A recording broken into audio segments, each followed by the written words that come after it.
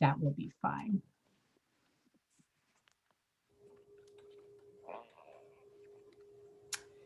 So tonight, our agenda, we're going to talk a little bit about what spin is, how we might define it.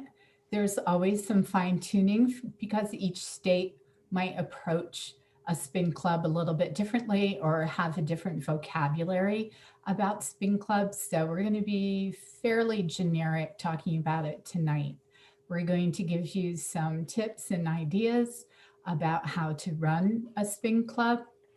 There's lots of resources that are out there for you, and then some tips and information on how a spin club really is a 4-H club, how it applies to the 4-H essential elements.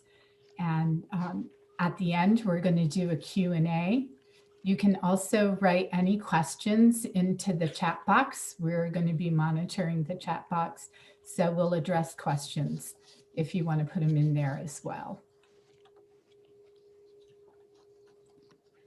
Good evening, everyone. My name is Altera, and I'm with New Jersey 4-H, and I'm excited to talk to you tonight just with the definition of what a spin club is. And from the Mentimeter poll, it looks like a lot of you are very familiar, or if you're not, you had some really good guesses going on because, yeah, it's short term.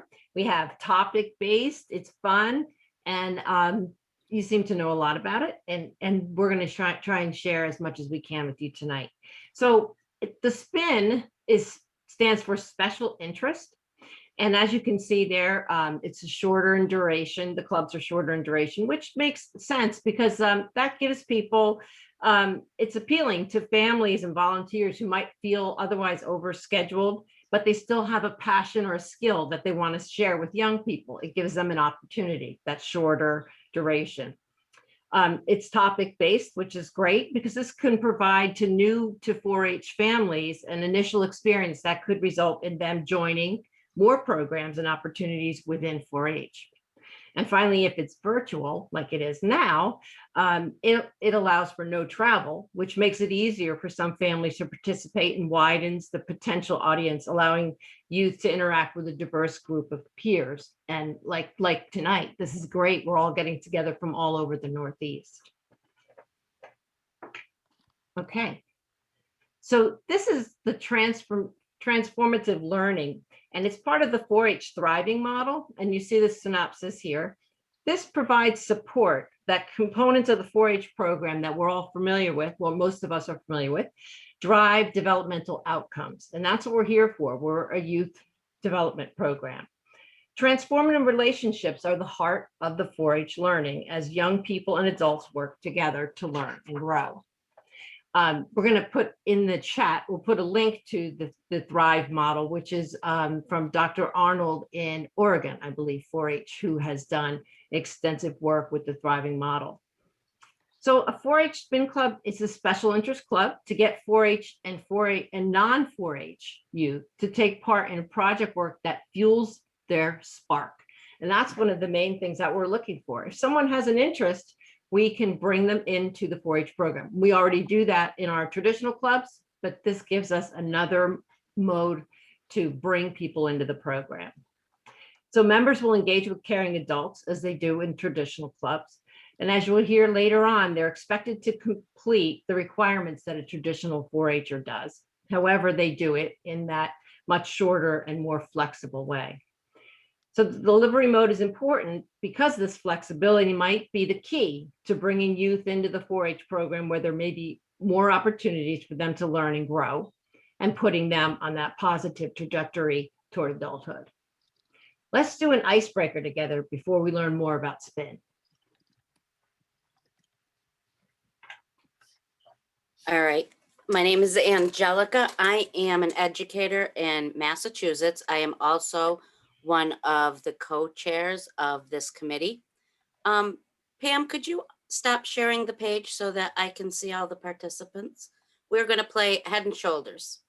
So those of you that can be seen, I'm going to do it very simple. We do icebreakers in 4-H clubs all the time. Same reason you would do it in person as you would do it on here, to break the ice, to make people feel comfortable. So Here's a really simple one. I'm going to say two things and I'm going to ask you if you think one thing to put your hands on your head. If you think a different one to put your hands on your shoulders. So first question, toilet paper. Should it come over the top? Put your hands on your head. Should it go behind the back? Put your hands on your shoulder. Woohoo! That's a divisive one, you know. When you put on a pair of pants, do you put your right leg in first or your left leg in first?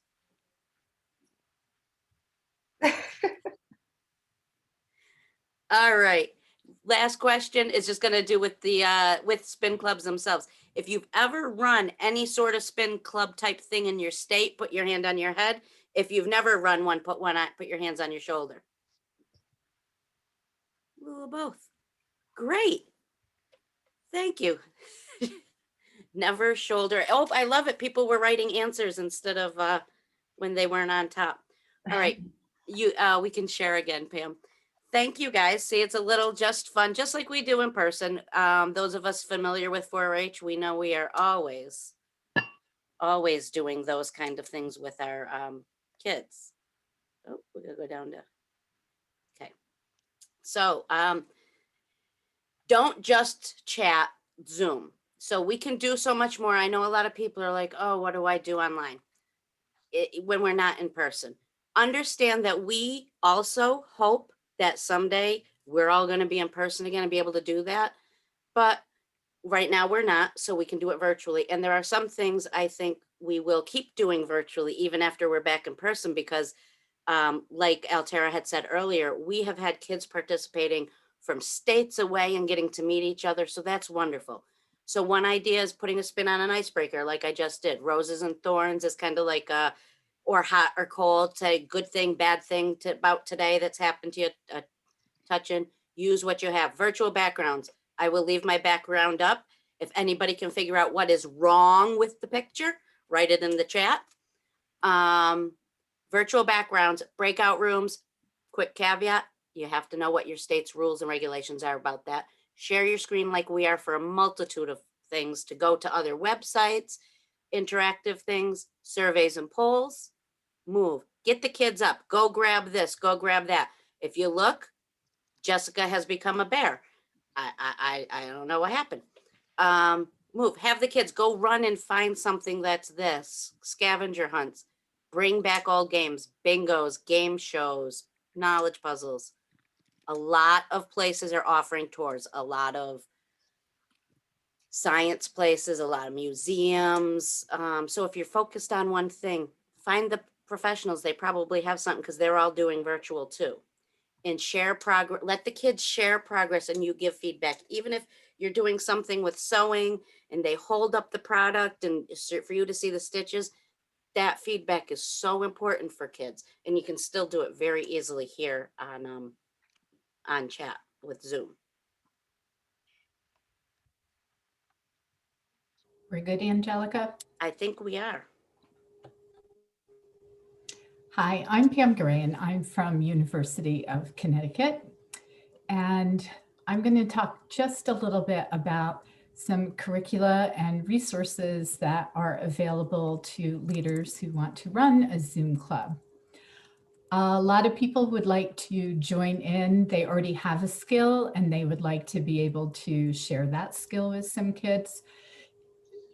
The special interest clubs are so great because they're short, 6, 8, maybe 10 weeks long. So you don't have that really, really big commitment. The other really exciting thing is that you also don't have to reinvent the wheel, which is really, really nice. Or maybe feeling like, I don't really know enough about this topic. There are resources out there that can support you and give you some backup information and maybe even some ideas for more activities. So don't worry about having to reinvent the wheel. Not necessary. It's already out there for you. Our gold standard for doing Spin Club is the Discover series from University of Utah. Just an amazing array of topics that they cover. You can see some of them here Hopefully you're not just on a phone where you're never going to be able to read all of these, but it does animals and you name it, right up to Harry Potter and wizarding. So there's tons of stuff out there. If you're interested in working with our littlest 4-Hers, our clover buds, who are usually 5, 6, and 7 years old, Discover also has some special series and topics just for that age group, which is really great. Here are some links for some other places that you can go. There's a lot of really nice planning sheets out there that can help you go ahead and get started. There's also the National 4-H Council STEM Lab has amazing 4-H at home activities. You can use those for a spin club. I recommend that if you've got all your kids home trying to homeschool them, you can go there and get some really, really great ideas for activities that you can do with your kids as well. You can reach out at any time to your state coordinator, either your county or your state university, and we're happy to give you any kind of information as well.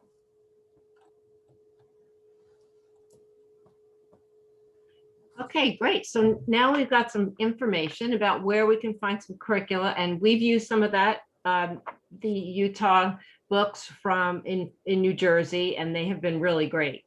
So this is a template, a planning template that we use in New Jersey. And this is an optional tool, but I think it's a great tool to use. When we're working with a volunteer, we use this so that we can make sure that we have all the components of the 4-H club in the spin club as it should be, because we're requiring that our 4-Hers in traditional clubs, the same thing applies to those that are in our spin clubs. So as you can see in green, those are some of the things that our 4-Hers would do in their record books. They would set goals, they would write a 4-H story. And then of course, we have our public presentation program and we have our achievement celebration. So we recognize the work that our 4-Hers do.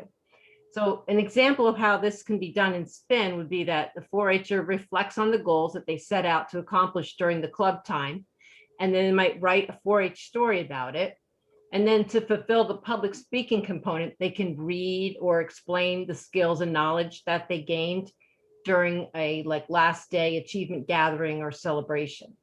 So, and as was mentioned before, the spin is called different things in different states. We call it STEP in New Jersey, short-term exploratory program.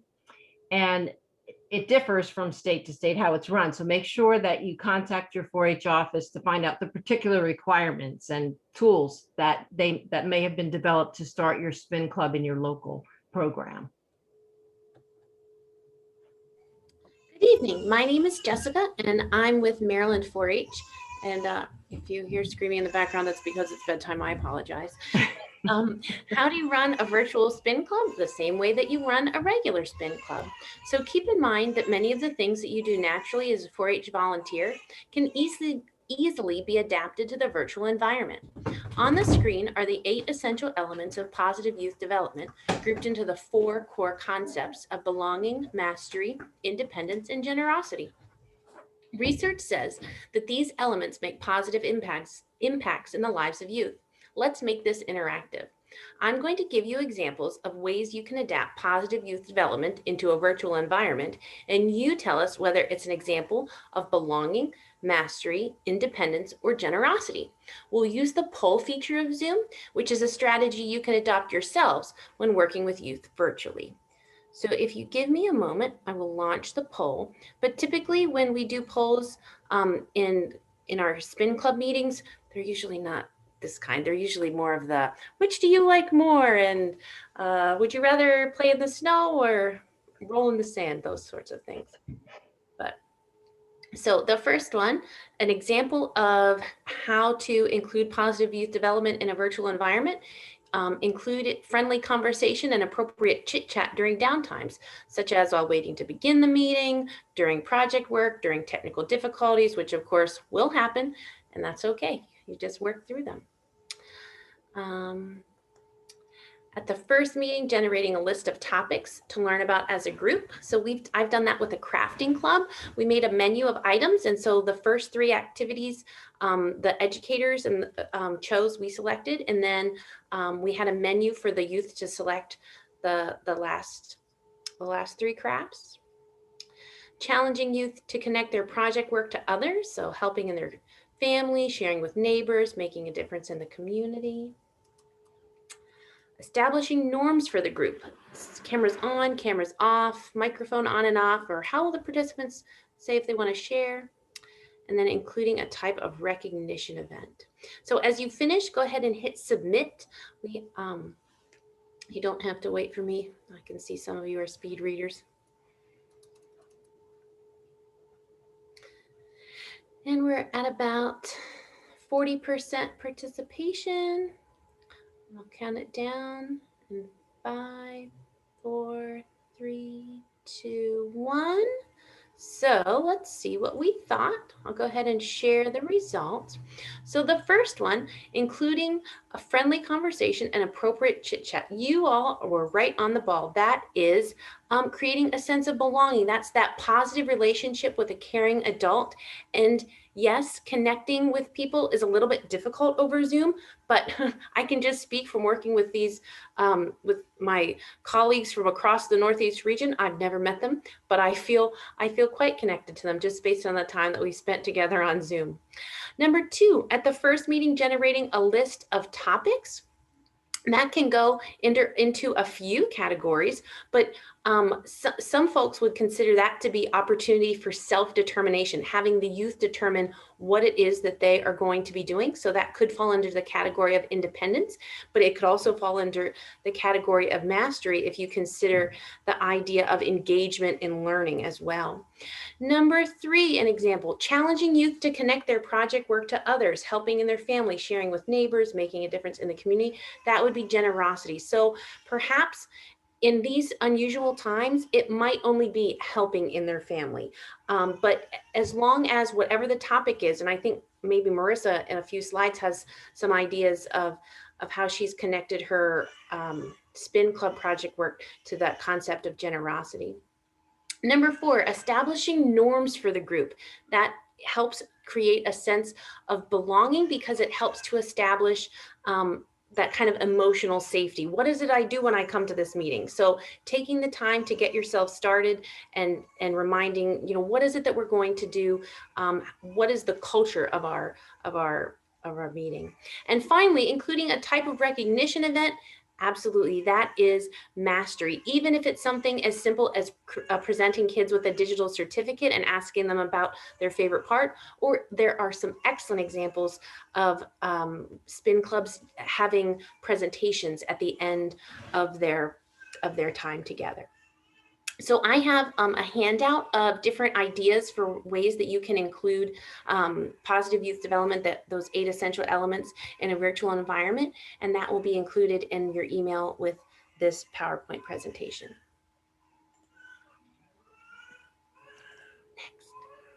Next.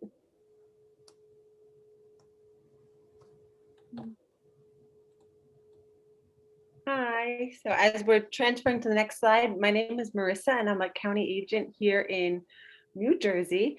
And I'm kind of just going to summarize a little bit about what Jessica and Miss Altara had shared about kind of the logistics of running a spin club, because we started with talking about the types of resources that are out there. All 4-H curriculum can be used. We highlighted some of the Utah 4-H curriculum that's very simplified for a special focus on short-term programs. And then we talked a little bit about what a spin club actually looks like, right? Short-term, Altara and Jessica covered the essential elements and kind of making sure that the true 4-H pieces of a spin club or of a club are there. And that's something kind of a lot of us volunteers and staff have thought about when adapting the spin club. We wanted to be careful to make sure that young people were still getting a true 4-H experience with some of the things that work really well with our traditional 4-H clubs and 4-H programs in general. So kind of to summarize, to maintain the 4-H club structure, in addition to the essential elements that Jessica just reviewed, in all 4-H clubs, we have a recognition opportunity, a presentation opportunity, and a showcase. And when we talk about recognition, a lot of states and counties have awards nights or achievement ceremonies where young people get certificates for their participation. It might be a specific project pin that they get for the projects they were working in, be swine or robotics, creative arts. So a way that we can do this in Spin Club is, for example, we bring their certificates to the site that they're hosting their Spin Club. I know we keep talking as if this is a virtual thing because we're all in a virtual world right now, but this model obviously works well, not virtual. So bringing certificates, if you're hosting a Spin Club in an after school or in your community, bringing certificates at the last day and project pins at the last day of the session. We also talked about the opportunity for counties to invite kids who participate in just these short-term programs, invite them to your general county achievement ceremony, award ceremony. Even if your Spin Club is hosted in January and February and your award ceremony is in December, why not, send an email out to those families and say, thank you for participating in January. We'd love for you to come and get recognized. It's a great way to keep people engaged, the young people, the families, and they can have a special division or certificate just for, participation in what they did. Opportunities for presentation. A lot of counties in the traditional club program, a lot of states have public speaking opportunities. Often it's county-based where youth from the county are invited to give a presentation and they get judged. It's kind of a cornerstone of our 4-H program. So some thoughts on this when you're working with Spin Club members. Again, if it's not in the right season, if your county presentations is in March and you're hosting a Spin Club maybe in July, you might not get those kids back to do a county public presentation. It's already sometimes hard to get kids to do a county presentation. So, an opportunity is have them present during their Spin Club, have maybe one kid at each meeting take a chance to present, or it can be part of their showcase at the last meeting. Maybe they share with their parents or, something at the end of the program showcase, which brings me to showcase. And this kind of merges with recognition and presentation. You can do it all in one day. It can be a recognition day where they're showcasing their work and getting the presentation experience at once. So showcase, for a Spin Club, for example, we just did a polar science Spin Club. And for the showcase, the young people looked at some data about polar science and they presented little posters about it through PowerPoint. So in person, it would have been a real poster, but in this case, it was a PowerPoint and they just talked about what they learned. So those are examples. And I'm going to pass the mic to myself. So the next slide is a little bit more about logistics that we wanted to share with anyone interested in running a Spin Club. This is just a best practice, kind of a very timely best practice when you're thinking about running a virtual Spin Club. We learned that a lot of times it can be intimidating continuing to teach young people when you have to be virtual.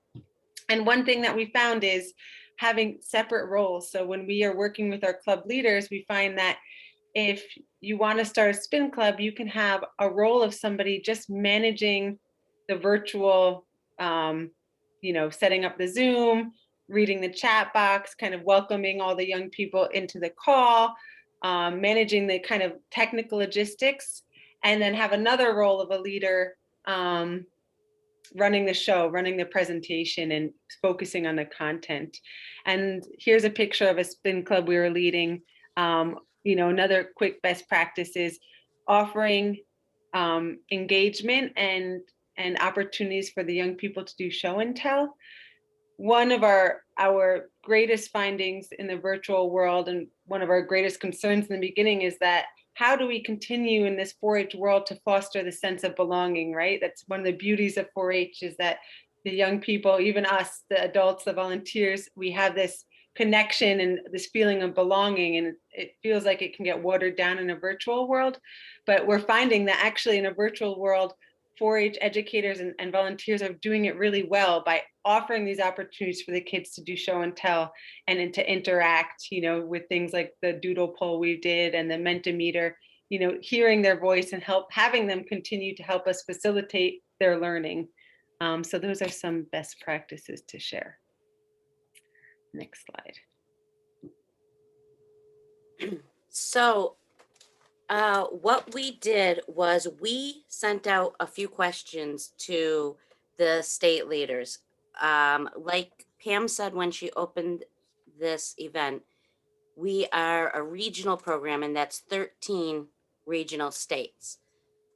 Here is the states that answered, didn't answer, and what they answered. First slide. If your state's up there and has a spin program, whether or not it does, you can find your state. Next slide. States that allow volunteers to run one. Yes, no, and the next couple slides, I am from Mass. I will explain the not yet to anybody from Mass that's on here in a minute. So the leaders were asked these questions. Please share any rules, regulations around spin clubs that you feel should be considered for the workshop or should be mentioned to volunteers who may participate in our workshop. Here's what they all wanted you to know. Delaware, they're not offering, they want to learn. Maine, the volunteers run spin clubs. They must complete a learning plan with their county staff, and they have to be enrolled in 4-H. Massachusetts, we have, when it was not virtual, volunteers run spin clubs all the time. One of the things we do in Massachusetts, we call them impact programs, but we have a stipend for our volunteers with a lot of the spin clubs. And so being a virtual world, we're just working with the university to get that all regulated so it can start right back up again. Duration 6 to 8 hours. There you go. Nope, that's okay. States, the same thing. I just did this in alphabetical order, everybody. New Jersey, 2 trained volunteers have to be in there or with a staff member to lead spin. They call them STEP. And as you can see, they just wanted to confuse everybody. New York, they do an orientation, training, and support provided or necessary for success, specifically in positive youth development and the Thrive model, which we went over. Pennsylvania has none at this time. Angelica, we have a question. What does IMPACT stand for? It doesn't stand for anything. It's not an acronym like the rest. We thought spin was kind of vague, and we were like, listen, it's not the year-long thing, but they get so in-depth, usually in those 6 to 8 hours about one program, you make a big impact on a kid. So that was where the idea came from. That's impact program. Somebody wrote, yes, it makes you think of exercise. You're right. So that's why they did impact programs. Rhode Island has a brochure of educational kits that volunteers can take out and utilize. And Vermont, we think that what happened was they were a little, they weren't sure if we were asking about something other than what they already do. West Virginia. I don't think I'll read the whole thing to you because you guys can read, and I know just West Virginia will be interested. Give them a second and then we'll go to the next. I think that might be it for them. Nope. Yes. So I would like to add that in Connecticut, we have had spin clubs, but they have tended to be pretty grant driven. I know we've had a lot of spin clubs over the last few years with our 4-H military partnership. And then perhaps going into schools, very school-based, to just go in and do a nutritional program or a STEM program that lasts 6 to 8 weeks. So we have that 6 and 8 hours. So in Connecticut, we are hoping to start more spin clubs that are indeed run by volunteers. And the 4-Hers and the volunteers would be regular enrolled members, just as a community-based club would be or any other 4-H program. And in Maryland, we also have spin clubs. In Maryland, they're called activity clubs, and they are 6 or more hours, and they are run by a minimum of 2 club leaders, and that the club leaders can be either a combination of volunteers and educators, or just educators, just any combination of 2. We've transitioned to them into the virtual environment, and as of now, volunteers may co-lead a club, a virtual activity club, and with more training coming by the end of the year, volunteers should be able to lead them independently as well. I'd like to invite Allison, who is a member of our regional spin committee, but she was writing something else she wanted to let you know about Vermont. So Allison, if you want to unmute and share about Vermont. Sure, thank you so much. Yeah, so in Vermont, we do make a distinction that we call them spin programs versus clubs. And I'm the volunteer specialist in the state of Vermont, and I'm actually through this group, very much with their help, working on creating some documents and resources, and we'll have some training that if you're a volunteer, will help equip you to start a spin program in your area. So have some volunteers who are running them, but they're kind of piloting, and it's more one-off right now, but we'd like to replicate what many of the awesome states presenting tonight are doing, which really have it down to a science. Thank you. I want to add that though we're talking about what the states do, many of you might have seen flyers from other states inviting you, and that is a direct result of this committee that put on this training. We share with each other what's happening when it's opened up to kids 4-Hers outside of our own state. And this is where a lot of those cross-programming opportunities have come from. We're also very committed. This is a wonderful, wonderful form of reaching out to youth. We tend to say traditional 4-Hers and non-traditional 4-Hers. We see kids that participate in 4-H spin clubs, programs, impact step, however you want to word them. They are 4-Hers. One of the things we want all of you to remember is in 15 years from now, 20 years from now, when somebody asks that kid, were you a 4-Her? Even if they only did one of these type of programs, they're going to go, yes, I did a 4-H babysitting program. I did a 4-H rocketry program.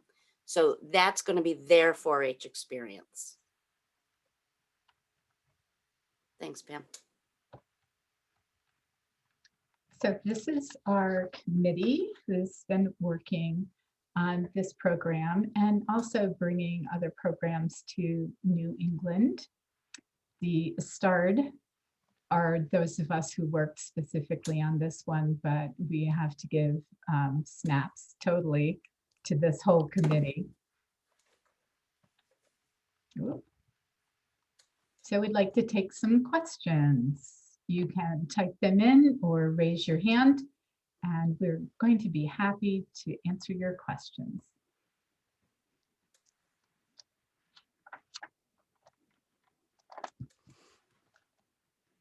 Or comments. Yeah. And as we're wrapping up or continuing this discussion, if you are gonna leave, please take this 2 minutes to complete this survey. It's just a little feedback for us, because we hope to continue presentations like this, to continue sharing this program model so states are better prepared to adapt to this, using this type of model. Also, while we're waiting for the questions to roll in, this past summer, Maryland 4-H piloted the virtual activity clubs, and just from a personal perspective, all day, every day, I get to work with kids until the pandemic hit, and perhaps maybe some of you feel that way as well. But being able to work with youth in an engaging online environment with other adults, of course, just that connection to other people, it was such a blessing this past summer, and all of the virtual activity clubs that I've done, they're always the highlight of my day. So I do strongly urge you to consider it. And we do have. Kate, we have a couple questions. Yay! Okay, Kate B is asking about current spin clubs that your kiddos can join. I'm going to ask you what state, because they'll join through all the states. You're probably going to get information from the person in your state, and we can make sure they have your information and pass that on to you. But if you- one thing that Angelica did mention before is the beauty of our virtual world that brought us all together for this committee is that we've been crossing boundaries. So we've been getting kids from Texas and California into these spin clubs. So I think, we've been sharing spin clubs from all over for our New Jersey kids. So anyone who wants to join a New Jersey spin club is welcome. We don't discriminate. And So we have another question. Do you somebody charge? asked about charging, and somebody asked wants to get information. So about charging, each state and each program does their own thing. Some charge. I've been doing babysitting spin programs. We charge for the materials and stuff. And we also, part of the charge when we do it is to pay. In Massachusetts, we give a stipend to volunteers if they want it. Believe it or not, we have volunteers who don't, but some do, and they should. That's where that money goes to. We've charged anything like from $5 to $10 to like $25, I think has been our most expensive. And it's usually based on supplies and stuff that are needed, and that's all. Yeah, and again, just to add what Angelica said, that is particularly state-based. We currently don't charge, but we are going to put a big fat donation button on our page because we thought, we really could, start to get some support because we're doing really great programs. Dina, you had your hand up with the question. Going up to see what the questions were. It's Dina from Putnam, New York. You got a question, Dina? I was just going to share, I saw something in the chat box about people asking whether or not they enroll the kids. And, in at least for us in Putnam County, if it's an in-person spin club, we do enroll the kids, just like every other 4-H member. For our virtual spin, and we charge for in-person. For our virtual spin clubs, we do a group enrollment, and we have a suggested donation on a sliding scale. I can say in Mass, we don't do a full registration. We do have a differentiation between if kids want to register fully, there are certain programs that are just for 4-Hers, but our spin programs, we do a group enrollment like Dina just mentioned, so the kids are counted, and they can participate. If they participate in a spin program, they can participate in most 4-H things. That's going to be state specific. Somebody else asked about creating a poster. We have tons of flyers and posters we put online. We love having posters put up anywhere. The more the word gets out, the better. And we send a lot through email and on Facebook. And Todd, about your Seeing Eye puppies, which I think is amazingly wonderful. I think you'd have to ask your state and talk with your state people about what exactly your thoughts are, but I'm kind of willing to bet anything to do with something like that, they'd be really happy with. Yes, that's such a great way to, if you do Seeing Eye and you can open up to kids that don't do Seeing Eye, this is like such an opportunity in this virtual world. What trainings do you provide for volunteers as a group? We are starting with these and looking to see what you guys want and need.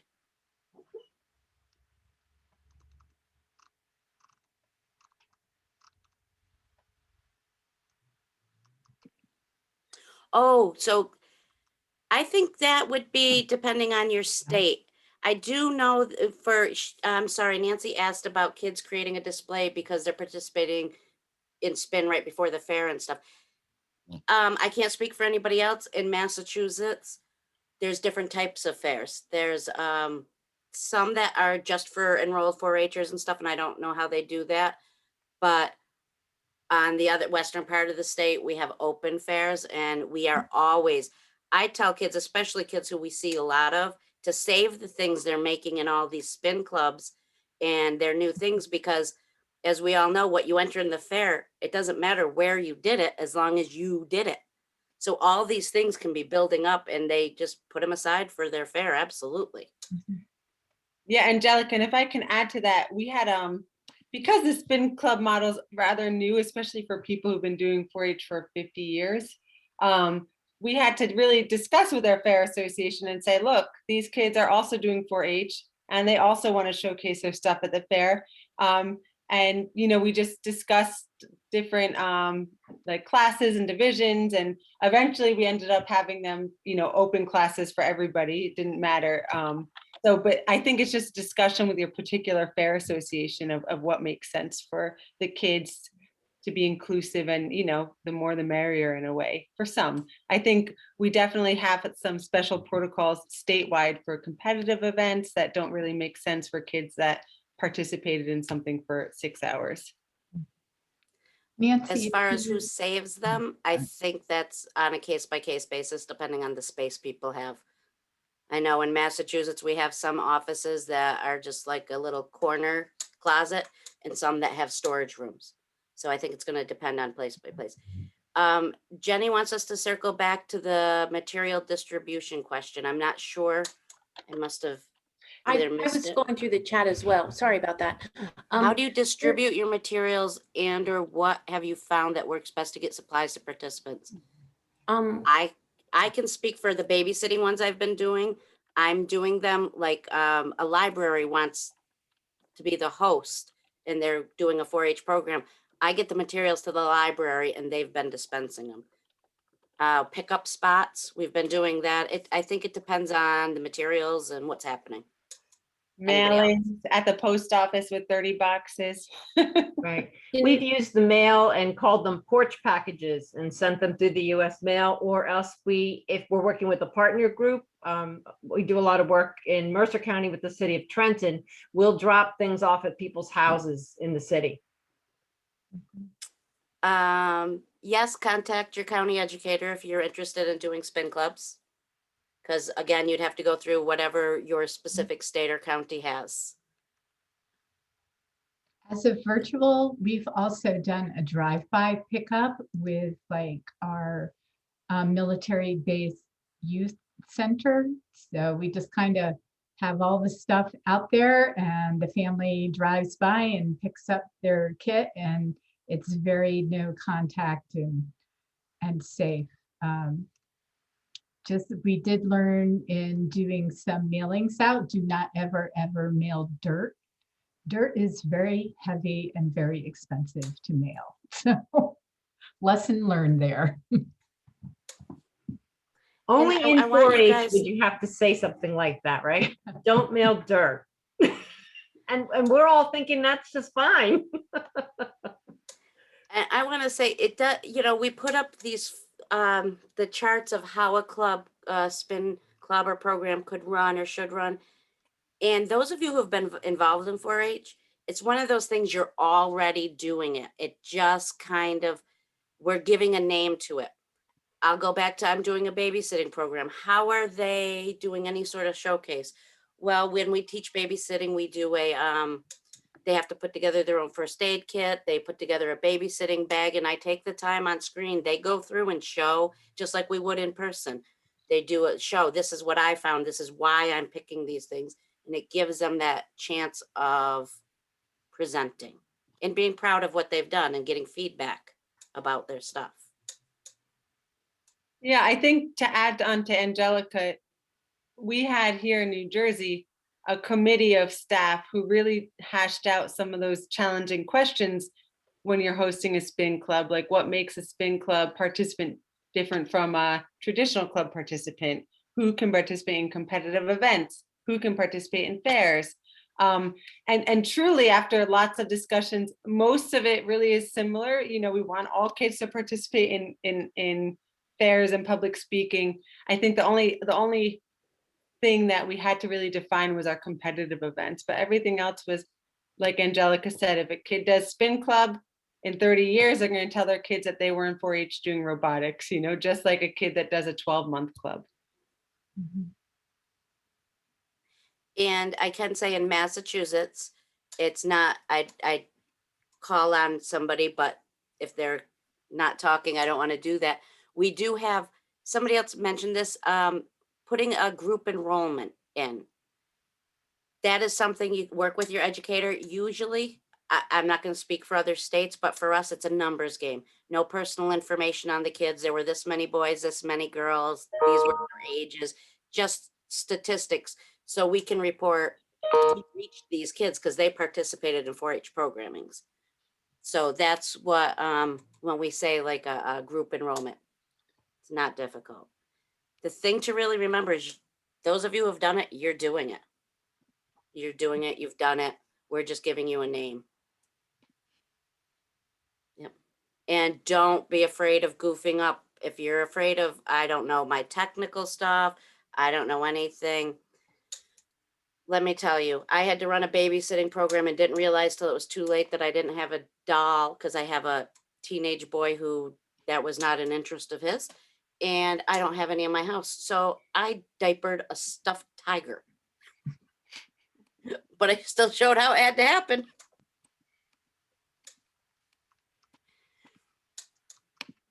So thank you everyone for attending and all these great questions. We hope that we gave you some direction and able to answer your questions, and hopefully that you feel encouraged to try a spin club. If you're not already a 4-H volunteer, this is just a really great way to get your feet wet without sometimes it feels like if you become a 4-H volunteer, then you've just signed up for the whole rest of your life. And so the spin model kind of takes away some of that kind of feeling. So please enjoy your evening and thank you again for coming. Thank you. Thank you.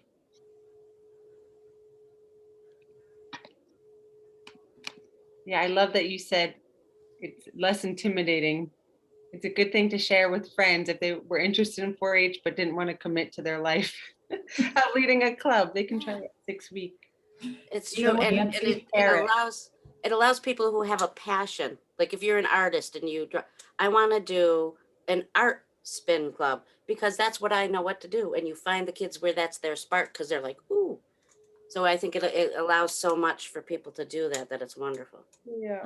Marilyn, we just finished, it wasn't me, but it was my colleagues. They did, it was called Art IQ. And so each time it was a different artist that came and shared his or her media, and they all did a project that went with it, but it was a professional artist. And we have monthly check-in meetings for the people who are running the virtual activity clubs or the spin clubs. And they said that like every night those kids would stay on for like an extra 30 or 45 minutes because they just loved it so much. Yes. Yeah. That's crazy that you say that because we've been like, it's only been a year, but we've been going back and forth, like kids are getting zoomed out. We can't do this virtual anymore.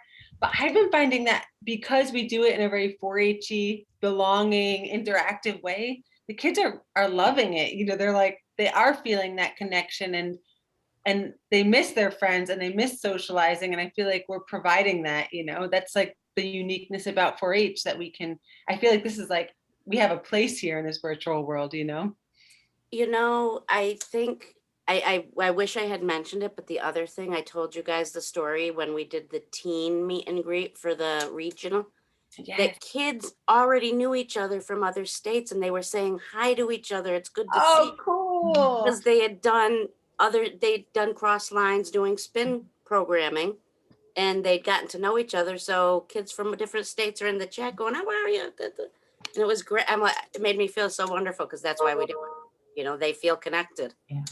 And the added part to that I just thought of when I've gone to like national conference and the one in Atlanta, whatever is that one, to see these kids who are like running across the room going, oh, I haven't seen you since conference. I haven't seen you since CWF.